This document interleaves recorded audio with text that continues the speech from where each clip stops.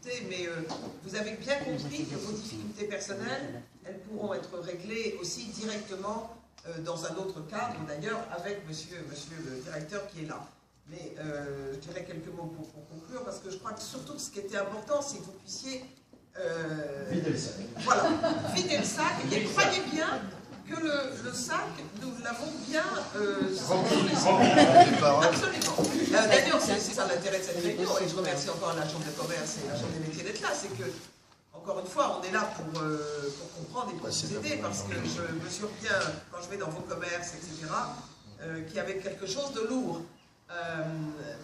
Donc, je voudrais d'abord, peut-être que M. Click, vous répondiez s'il y a des sujets particuliers, puis ensuite on va...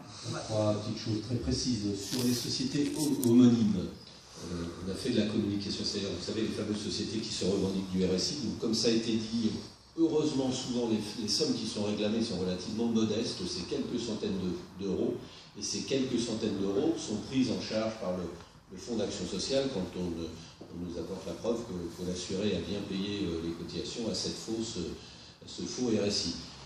On a fait de la communication sur le sujet dans les documents, dans les journaux des chambres de commerce et chambres de métiers. Et d'ailleurs, on a bien précisé que s'il y a une chose qui peut déterminer si c'est le vrai ou le faux RSI, c'est le numéro de sécurité sociale. On met toujours, nous, RSI, le numéro de sécurité sociale sur un document qu'on envoie.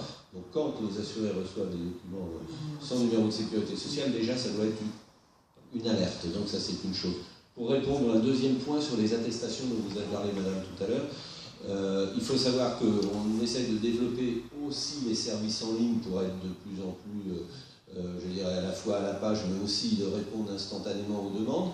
Et les attestations, par exemple, pour les marchés publics, les attestations à jour, vous pouvez en faire directement sur le site RSI en vous inscrivant sur mon compte, en ouvrant votre compte, et vous avez accès à un certain nombre de services, dont les attestations. Alors après, je ne sais plus s'il y avait d'autres... alors pour les aides aussi, comme vous l'avez